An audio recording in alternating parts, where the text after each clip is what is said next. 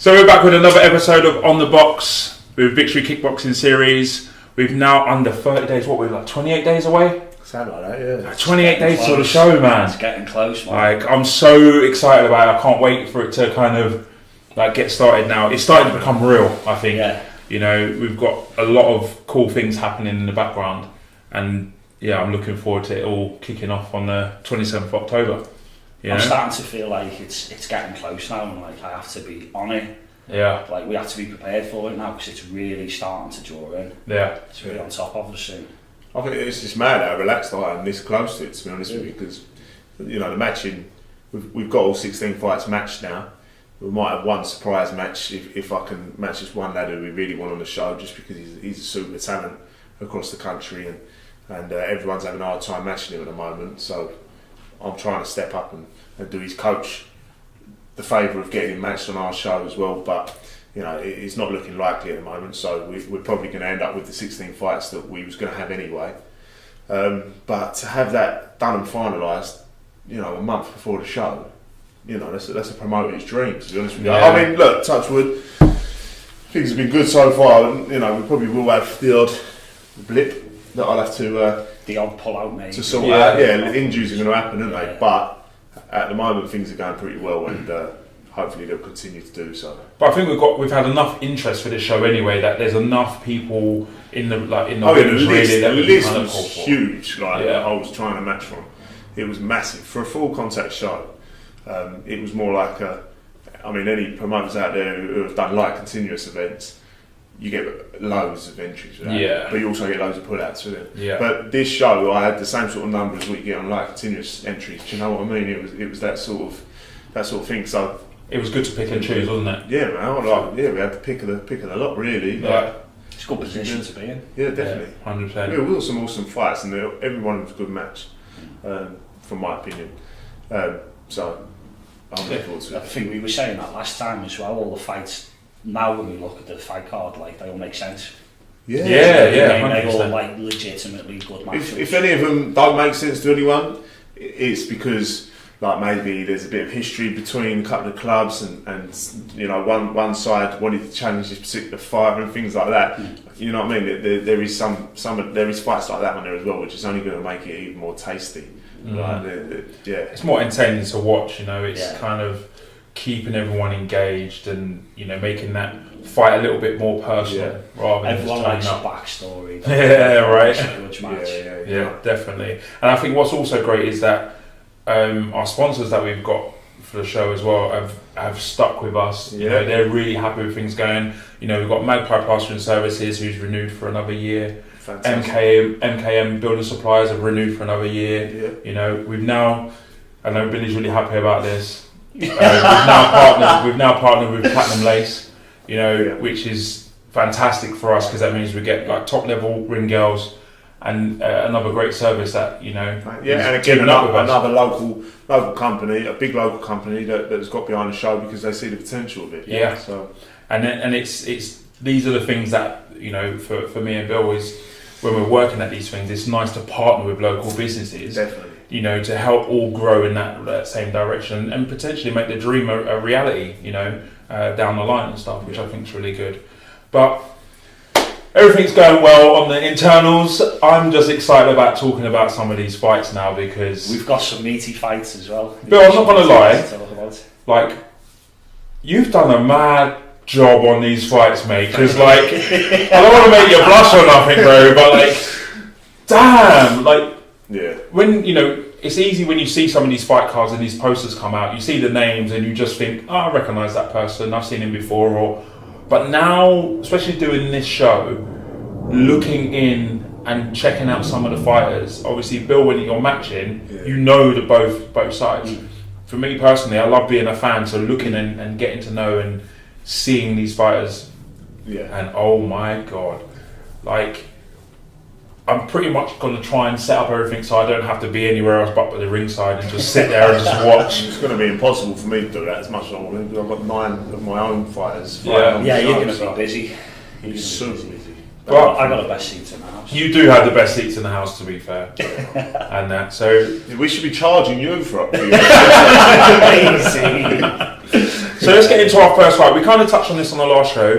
It's Remy Sayer versus Gassan, and we didn't really know much about Gassan when we were first talking about it. The matchup had only recently been made by yourself, Billy. Yeah, obviously I know a little bit more about him because I'm always on the circuit at different shows with my fighters, and I know of his coach Mick. He's a fantastic coach and was a fantastic kickboxer.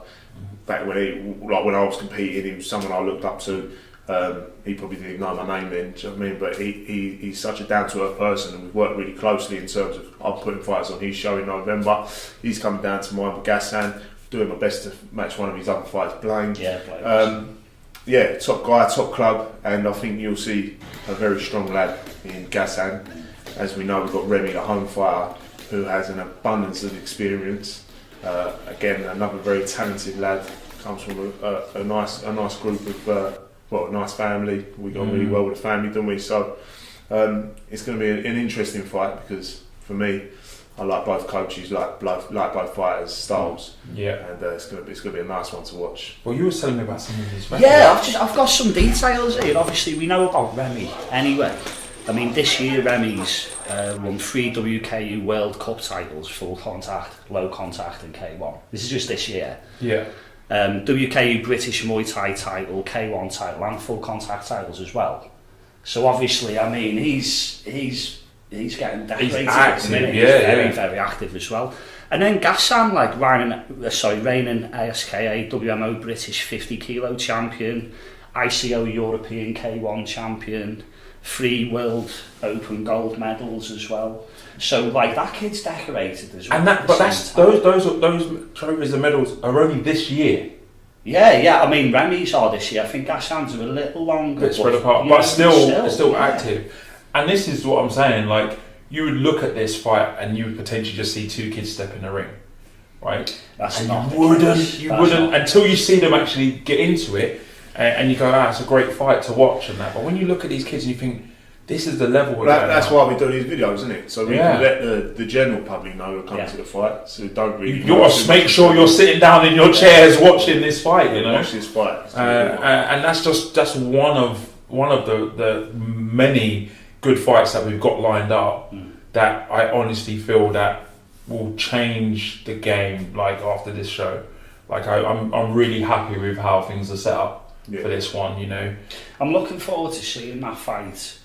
Particularly being a fan of Remy's as well. Yeah. Because it's quite, I've seen a few Remy's fights and he's a proper humble kid as well. Very much so, yeah. He does dominate his opponents quite a lot. You've got to put someone of a decent calibre in there with Remy to get the most out of them. And looking, on paper, this is definitely... But even with some of the videos that you showed me and stuff like that, I'm like, wow, it's going to be fireworks no matter what, But then we've also got Nestas versus Bruno. Bruno's now coming back, right? Yeah, Bruno used to compete. I don't know if he competed in the UK. He's Portuguese. Competed in Portugal. Over there, it was low kick kickboxing. So it wasn't K1, but he reached professional level of low kick kickboxing.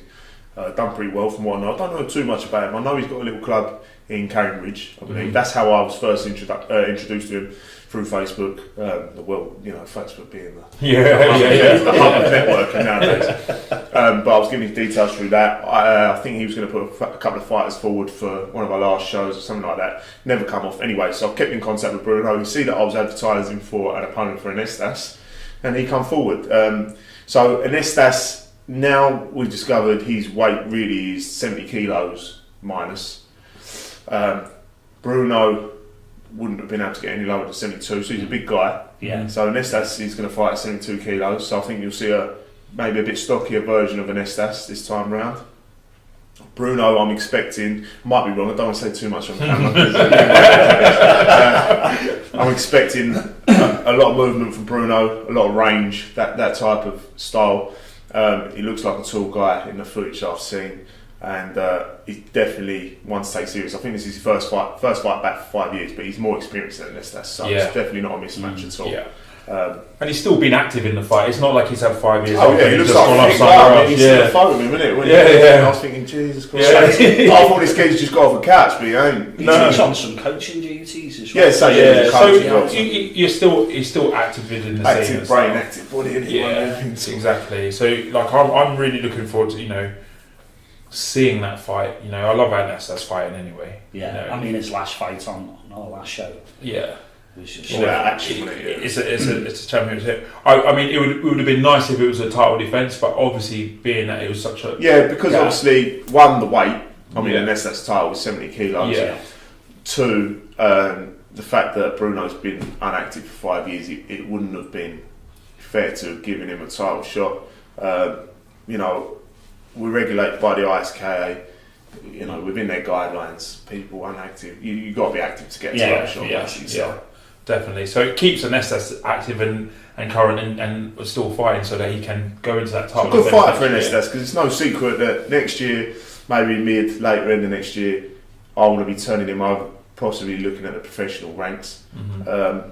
But at the moment, I'm trying to get him as many fights as possible. He's hopefully, fingers crossed, going to have an English title fight by the end of the year this year. So nice. We're trying to do as much with him as we can. And this fight with the guy being ex-pro in low-kick kickboxing, but being ex-pro is a good test for him. So shows us where he's at. Yeah. So is that going to be the first time Anestas has fought at that weight? Or?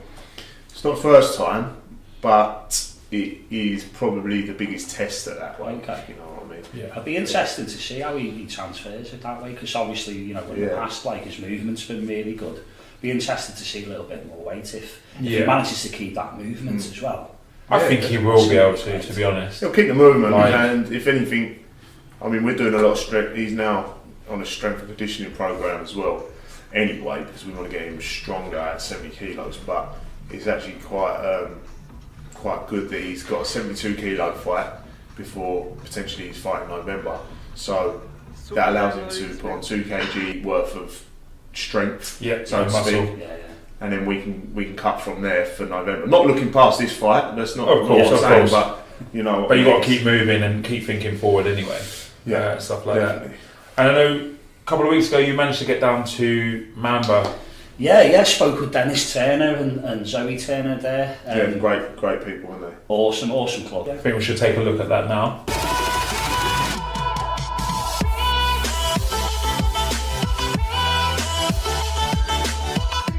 Hey guys, so I'm here with Dennis Turner, head coach at Mamba Martial Arts. Cheers for having us, Dennis. Thanks for coming down. So for the people that aren't massively familiar with Mamba Martial Arts, just give us a quick rundown of what the club's about and the coaching staff that you've got here. Well, Mamba's been running since January 2012. We've got myself coaching. I've been training about 30 years in martial arts. My wife Zoe's been doing it for 23 years. And we've got Richard, who's actually fighting on the show. He helps out with the kickboxing and the boxing. And we've got Peter, Jackie and Belinda who helps us out with the karate. So we've got a good turnout of staff. Quite a wealth of experience then. Very much so, yes. Yeah. So obviously, going to shows as a fight fan myself, quite often notice Mamba Martial Arts at the majority of the shows, you seem to be everywhere. Yeah. You get them kids out there, don't you? We try to go to as many shows as possible. We go to a lot of light con shows, full con shows, K1 now we're sort of venturing into, and obviously boxing as well. So we try and get out as much as possible. Nice. Yeah. Now obviously we've got Tommy Purdy fighting Ahmed Ristov on the upcoming show in October, which is a rematch from the first show. Talking about experience, how many fights has that kid had?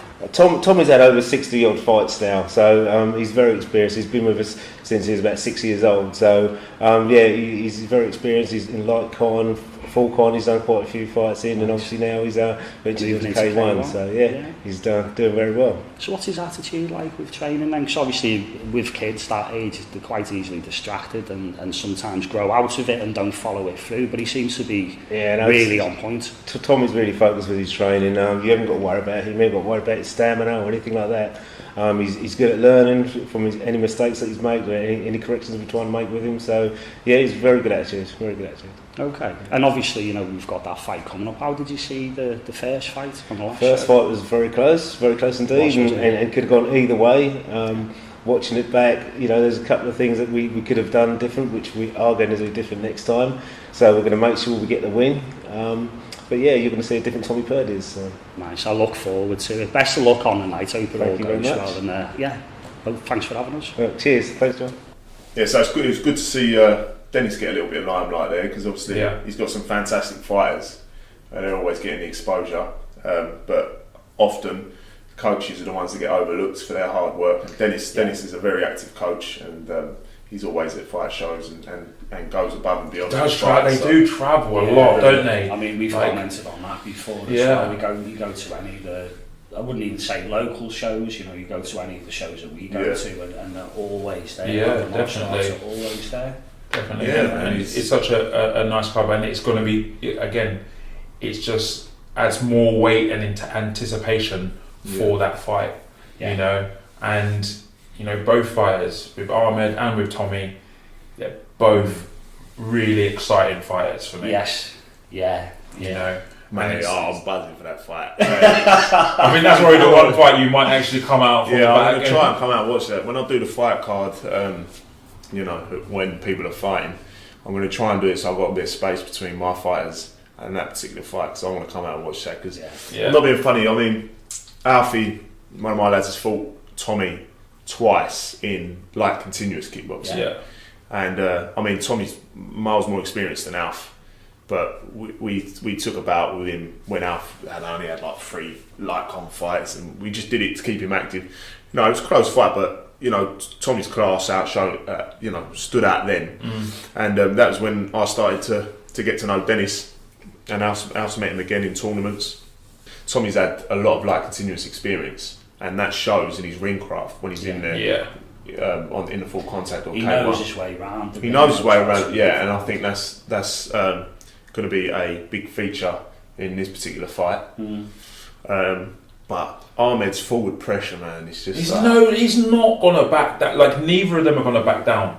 Even though the fight was so close, we know they're not gonna back down. They're both gonna come at it, and like we said in the last episode, it's gonna be who implements the new game plan, who picks up the little things they can from that last fight, and implement those changes that to make it a definitive win. When you've got a fight that's as close as that, and you have a rematch, it is really about just who learns what from that fight and who can make those extra little changes to just get that step above their opponent, because it was really close. 100%. Really close. And speaking of rematches, another rematch which I'm kind of eager to see, so we can kind of clear the ranks, is Lewis versus Richard. Yeah, Lewis Richard Curry. Yeah. So this will be their third fight. I believe they actually had a continuous kickboxing match back in the day, a long time ago. Oh, I didn't know. Yeah. I don't. So it's an untold rivalry in the making. If you ask Lewis who won, he'll say him. If you ask Richard who won, he'll say him. So it's very hard to actually find out who it was. When the boxing on the Light-Con? In the Light-Con show. But then they had a recent, not last year maybe. It was November last year. Yeah, it was the end of last year. That's right. They had a boxing match on another promotion which I actually commentated on as well. And I made the match. Yes. Yeah. Close fight. I know a lot of people actually thought that Lewis Dunnett should have won that fight. Right. There's a lot of talk afterwards about it. The judges actually called that one as a draw. Right. I think speaking to Richard Curry, he knows he wants this fight now. Right. Do you know what I mean? He I think it's going when people say stuff like that after you've had a bout, it does give you a little bit. You need to make sure you kind of close that chapter. A little bit of an attitude and a little bit of something to prove. So I'm looking to see Richard come in and try and. But you can't overlook Lewis. He is really I met him the other day. Went to the club and he is very active. He wants it to win it as much as anybody else. He's not pulling any punches. He's coming in there to do a job. Because I believe he feels the same way. He doesn't want to have a split decision or a draw. He wants it to be that definitive decision that it's a win, so there could be no doubt afterwards. So, they're both humble fighters. There's no bad blood or anything like that, but it's you can tell there's that undertone of you know, I need to set the record straight kind of thing, which would be really, really good to see, and something that, like, I'm interested in now, you know, because I didn't see the first one. So it'd be good to kind of see it with fresh eyes and say, okay, let's see how close it actually was, or is it going to be completely one-sided? And you've got the other side of the coin as well. You know, if you come out of the match and there's been called a draw, and then people start to say to you, hang on, you should have won that, you should have won that. You start to think, hang on, I can do this next time, do you know what I mean? Like, I nearly had that. Yeah. So I think both guys are going to be really competitive with this one. So I think it's time we get into our one to watch. You know, it's a cool feature. We would try and, you know, bring up one of the fighters that we believe you should kind of catch if you can throughout the night, so they don't slip under the radar too much. So this will be our one to watch.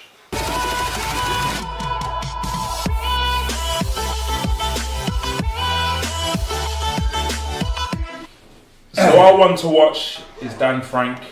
He's fighting under Iceni Warriors, right? Yeah, he's fighting for Iceni Warriors, obviously. Down at Icon. Yeah, that's Quite one of my lads, so don't be hyping him up too much. Well, we're an unbiased show. Just do what you got to do, I'm just going to slide out of this one. But again, I've got my sliders. he's a very much an unknown fighter. Yeah, I mean, he caught my eye when we were at Iceni Warriors filming the promo vid for there. And, you know, sometimes you'd be doing something and then you just hear the pads bang, and you turn around and there's this guy hitting the pads. And, first impression, he's got heavy shots. I mean, you were there. Heavy leg kicks for sure. Big leg kicks. Like, heavy leg kicks. He looks phenomenal. Like, you know, but, like, again, looks can be one thing, but I do think, like, you know, watching him, he's definitely someone, kind of same like how Traus was, like, he has the potential there, you know, and it's until I see him under the lights in a ring, we'll see how that all kind of unfolds, you know. Yeah, I'm looking forward to seeing him in the ring and see what he's like in an actual fight situation. But watching him train, watching some of his sparring, obviously, like, we sort of got some good footage of him shadow boxing and stuff like that. Obviously, had the fight last week as well, where he got the decision there. Yeah. He's looking quite promising, so he's the one I'd like to keep my eye on for this show. Seeing it. That said, like, the guy that he's fighting now, Mantas, as well, is no slouch at all. Like, he's stepped in on the Light Con show that we ran on the Victory Kickboxing League. He stepped in last minute to cover 2 fighters that pulled out. Well, that's down to him though. Like, I don't know any of Billy's fighters that don't step in last minute and don't give a shit. Everyone. But yeah, he stepped in. Both of those got stopped. Yeah, he stopped both. Right, and then he's had a couple of fights since then, you know what I mean? He's had the same decisions then. So, you know, Dan's opponent is not going to be a walkover at all. So it's looking to be a really, really good fight. But in general, in the long run, I'm looking forward to seeing Dan after seeing him in a training situations and seeing how he composes himself and seeing him on the pads and his technique.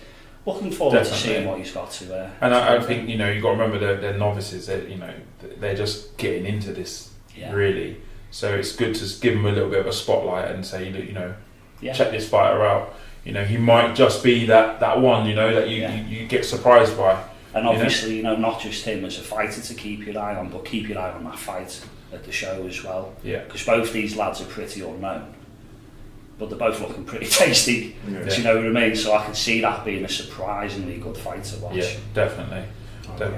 Well, I think that pretty much sums up most of the stuff that we're excited about. You know, there's still some things that can still happen, you know, around the corner, you know, that we can't really mention until it happens. You know, but I think the fight card looks phenomenal. You know, tickets are selling great. We've not got no worries there. Like, it's such a good atmosphere that's being created. You know, people are talking about this show and it's, you know, as if it's happened already. They're all buzzing for it. You know, I know everyone you've spoken to is, you know, can't wait to kind of see how it all unfolds, and I'm hoping that the little changes that we're making make a big impact on the overall show and you know, and set us up for next year and stuff like that. As I said, you know, our partners are supporting us and that makes a massive difference. And hopefully we can just continue that trend and, you know, change the game a little bit. Just a tiny bit, huh? Just a tiny bit. Well, at least for the amateur shows anyway. Yeah. You know. But yeah. But I'm happy. You happy? Yeah, absolutely. Yeah, keep liking our videos, Yeah. keep sharing our content, and keep helping us to grow. Follow our Instagram account. We want more followers on there. Which is, what is it? You don't know the Instagram account?